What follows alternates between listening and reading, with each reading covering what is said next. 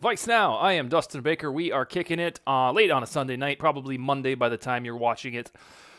This episode of VikesNow, which means we are 1 week away on the nose from free agency when we have legal tampering, which sounds like a really shady, unofficial term, but it really is the start of free agency. It's when the news starts to hit national airwaves that says so-and-so is going to sign with so-and-so, or the blah blah blahs are re-signing their in-house free agent. So we're 1 week before this thing. And because I do a show like this, and then I write on VikingsTerritory.com as my job, I've obviously thought long and hard about how Vikings free agency will shake down. And what I want to do is share with you guys and gals kind of how I foresee this happening. So we knew way in advance, about 1 year ago, when the writing was on the wall that Kirk Cousins would not be back with the Vikings. We knew that this offseason and those coming up would be ripe with cap space for the first time in about 10 years. And we foresaw this spending bonanza. The plan was meticulously executed by Kwesi Adofo-Mensah to have salary cap flexibility. It's why we saw players like Adam Thielen, Dalvin Cook, Eric Kendricks, those type of guys over the last 3 off seasons go away.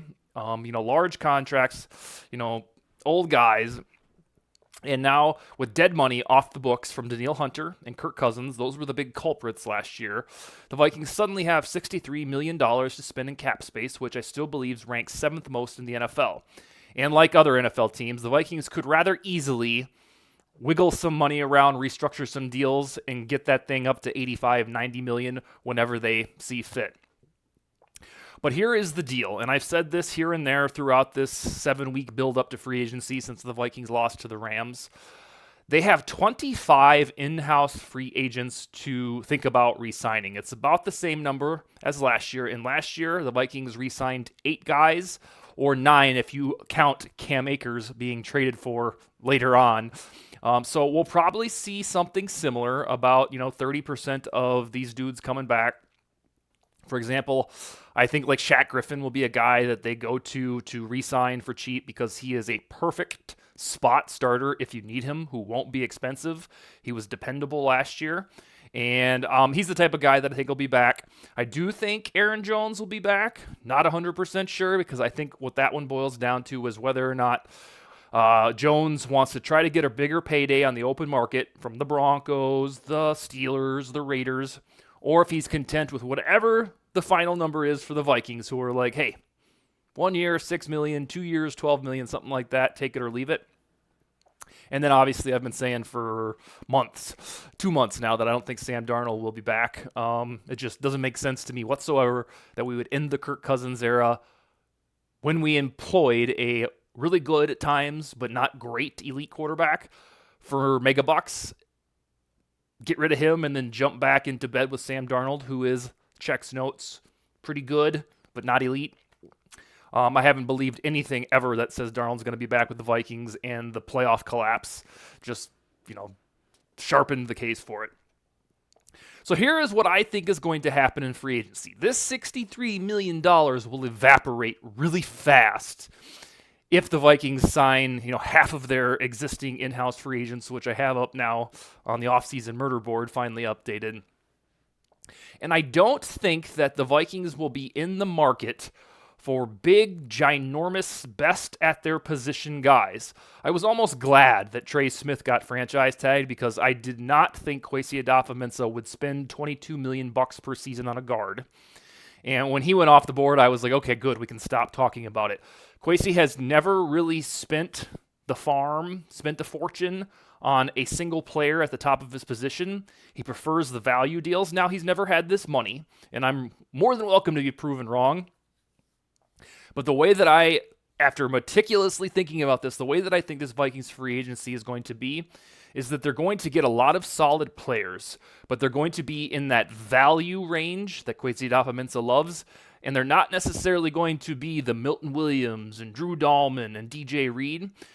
We think that because we haven't had this cap space in so long, that it's going to be easy. The Vikings can waltz out there. We got DJ Reed, we got Milton Williams, we got Drew Dahlman. But there's at least 15, 20 other teams at all times pursuing these dudes. And so I don't think the Vikings are going to have this clean sweep merely because they have the 7th most cap space. So that leads me to this argument. We saw this team won 14 games with a pretty decent roster that was hamstrung a bit by dead cap money, and Sam Darnold was at the quarterback, played great for 16 weeks, whatever it was, 17 weeks. So I think that Kwesi Adofo-Mensah goes on a spending bonanza indeed, but it'll be for pretty damn good players per the position needs, but not the Trey Smiths or however much Milton Williams costs. There could be one of those guys, and then my prediction comes out after that where they get value guys. But I don't think the money is there to re-sign Byron Murphy and maybe Cam Bynum. And then, by the way, we're also getting DJ Reed and Milton Williams. Like, they don't quite have that kind of cash. You can probably spend big on one of them. So let me give you an idea of what I'm talking about when I say they're going to get good football players, but not the ones at the very top of the ladder per position. Here's my prediction for cornerback. I have wrestled for about 2 weeks with Byron Murphy, whether or not he's coming back. I want to say yeah, even though he'll be expensive. I hope they don't crazy overpay for him. But on the external market, first of all, we have Mekhi Blackman coming back from injury. That'll be a nice little boost. But I think they're going to target like Paulson Adebo, who broke his leg for the Saints last year. That will drive down his contractual value. He won't be as expensive from DJ Reed. He'll probably be about $6-7 million less. And he is about to enter his physical prime. What is he, 24, 25? To me, he is the Andrew Van Ginkel of last year. Andrew Van Ginkel was coming off a Liz Frank injury, and that really worked. The Vikings signed him for $10 million. You'll think about the year before, they tried this with Marcus Davenport, and it didn't work. But Kwesi Adofo-Mensah has shown the pedigree to not be afraid of injuries. So instead of DJ Reed, I know it sucks that I'm not predicting they get DJ Reed. There's a lot of good Vikings voices and writers like my friend Yannick Eckhart who thinks they are going to get DJ Reed. I think it's more of a thing where they know that Mekhi Blackman's coming back, maybe on Byron Murphy, but in addition, you get Paulson Adebo at a relatively affordable cost, and then a guy like Jonathan Jones, who is a free agent that has ties to Brian Flores from the Patriots days, and he's not going to be very expensive.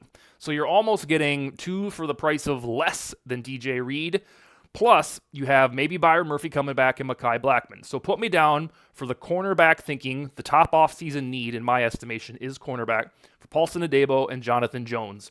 Or if I get that wrong, it's going to be some sort of, Javarius Ward and then Shaq Griffin back or something like that. So those are my cornerback theories.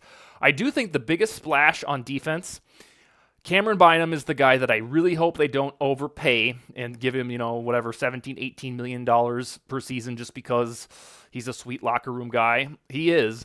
But I don't know. I have this nagging suspicion that his notoriety is really propped up by the touchdown celebrations. And if the Vikings are going to spend mega bucks on a safety, I think they're going to do it on Talanoa Hufanga from the 49ers, who was an all-pro before he kind of had a down year last year. I think that guy, he's got the sweet hair, like Polamalu hair. I think he could absolutely cook with Brian Flores. So in my estimation, spending huge on Cameron Bynum is not ideal, and I don't think the Vikings will do that. I think they'll turn around and invest that fund in somebody like Hufanga, who should be in a similar price range, and I think Hufanga is a better safety at the peak of his powers than Cameron Bynum. With any luck, Harrison Smith will come back for one hurrah. They'll re-sign Theo Jackson, and then boom, of course, Josh Metellus on this football team, and the safety room is all figured out. So put me down for Hufanga as one of those types of guys that's not like, Javon Holland, the top of the crop, although I do think there is a way that Holland can find his way to the Vikings because of the Brian Flores ties, but give me a discounted Hufanga. Then, at defensive tackle, we have salivated over Milton Williams, rightfully so. The guy was a total baller in the Super Bowl. But here's where I'm leaning on this. Consider me cynical about the Vikings finally fixing this damn spot because they never do. I'm not kidding. They never, ever fix defensive tackle. The last time they had a defensive tackle who was a sweet three-technique impact guy was Kevin Williams, and I was, about 30 years old when that happened, and now I'm 41. So because this draft class is so deep at defensive tackle, you have Walter Nolan, who is the guy that I want if the Vikings do get a defensive tackle, Tyleik Williams, who's more of a large nose tackle, Kenneth Grant, who's also large, but then can also get after the passer, Derek Harmon, I think, is a fan favorite, University of Oregon. I think that the Vikings hold off on the sweepstakes for Milton Williams because he's going to be the giant prize. I don't know that they have the money for that if they're going to fill out the rest of my list. I believe they'll get somebody like Jaron Reed, who is a free agent. You probably know him from the Packers days. He's a big dude, and who can also get after the passer. So put me down for a defensive tackle in the vein of Jaron Reed. But on draft night, they can also use their 24th overall pick to get Walter Nolan. And, Jaron Reed is about 31, 32. You're not, crazy committed to him for the rest of days if you have Walter Nolan on this roster. So that is my defensive tackle position, Jaron Reed or somebody like it. On offense, this one's trickier to predict. I do, and not just a rah-rah, it would be sweet if type of take, I do think the Vikings find a way to get Cooper Kupp. He tweeted, was up 3 weeks ago now, that the Rams were done with him and, he wants to continue his career. Normally, when I hear these things, hey, Deebo Samuel, he's on his way out of San Francisco, the Vikings can go get him. I always say, yeah, but there are 31 other teams in the NFL. It's probably not going to come to the Vikings. With Cooper Kupp, this absolutely makes sense because Jordan Addison will probably be suspended to start this season. Cooper Kupp, I don't think is totally washed. I think he can still play for a year or two. He won the Offensive Player of the Year award in 2021 with Kevin O'Connell, and they also won a Super Bowl together. I don't think Cooper Kupp will be crazy expensive, so whether it is trading a 5th or 6th round pick to the Rams or waiting for him to be released, I do in my heart of hearts believe that there will be a connection between Kupp and the Vikings, and you could thank Kevin O'Connell for that. So give me that as finally fixing WR3. And then finally, on the interior offensive line, because I don't think there's any other offensive needs, I'm going to assume that they re-sign Aaron Jones, or they don't get him. They'll get somebody like Javonte Williams from free agency, and then draft their rookie running back from this very, very, very big rookie running back draft class. It's like 30 guys deep. I think at offensive line, which has been the big question since they surrendered 9 sacks in the playoffs against the Rams, Trey Smith is off the board, right? And then, so the next man up is Will Fries. Well, what kind of happens there, and Will Fries is coming off an injury, is he's the top target now, so his value, I think, will go up by a couple million because everybody's trying to, nibble at his heels. I think the Vikings will take a step back from spending on a one single guard, and instead, if they're going to get 2 new ones, they'll get somewhat bargain bin guys like Patrick McCarry from the Ravens. You pull up his PFF numbers. He had a quiet year by his standards in 2024, like 58 PFF. But before that, the start of his contract with the Ravens, he was pretty damn good, like in the 70s according to PFF. So I would say 2 guards for the price of one of the big name guys. So we're looking at Patrick McCarry on one side, and then somebody like Will Hernandez or Aaron Banks from the San Francisco 49ers. So let's say the Vikings signed 2 guards, Patrick McCarry and Will Hernandez. And then you would kind of be looking at this saying, all right, this can work. This is better than Ed Ingram. Both these guys are kind of in that Reisner territory in terms of production, but might be better, run blockers. So I am hesitant to say that the Vikings are the team that lands Will Fries, just like I didn't think they'd spend $20 million on Trey Smith. So I think they take their cash and they spend it on 2 guards. Aaron Banks and Patrick McCarry won't cost, absurd amounts of money. And then whether or not you want Garrett Bradbury to be gone, I don't think the Vikings will actually do that. I think it'll be a discussion we have next year when his contract's up. So give me an offensive line that looks something like Christian Darrisaw at left tackle, Patrick McCarry at left guard, Garrett Bradbury at center, right guard Aaron Banks, and then right tackle Brian O'Neill. And then here's the kicker. Here's where I think this will ultimately be resolved. You fill out the roster with these pretty good football players, Paulson Adebo, Jonathan Jones, Talanoa Hufanga, Jaron Reed, Cooper Kupp, Patrick McCarry, Aaron Banks. And then at the pick number 24, you have this absolute luxury because most of your roster needs are checked off. I mean, this team won 14 games last year without any of the free agents coming aboard that I just mentioned. Then you can really have fun. You can say, hey, we're at 24. The best player on our board is Omarion Hampton. Or the best player on our board at 24 is Walter Nolan. On the other hand, because they are so draft pick deprived, they can say, hey, we are going to trade back into round 2, pick number 37. We're also going to accrue a third rounder. So bada bing, we have a second, 2/3, 2/5. Trading back in this draft, some people don't like it, but that would be a strategy this time where you can almost start to snowball it. If you want to trade once and then trade again, you look up it again, boom, you have 7 draft picks when you entered the thing with 4 of them. So all the free agents I just listed would be systematically crossing off all of your roster needs with pretty damn good football players, but nobody, excuse me, that you're spending $20 million a person on. And then if you do it my way, my prediction way, which I think how it will pan out, in the draft, you can just have fun. You can treat it like gravy. And whoever is the best player at 24, whether you think it is Walter Nolan or Siobhan Ravel, just draft them, and you've got everything already covered on your existing roster. You could absolutely get the best player available.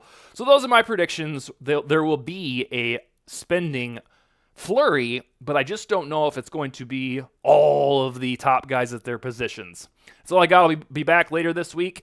Reminder again, we are 1 week from free agency, and this will be one of the most exciting Vikings periods of free agency in a very long time. Skol, baby.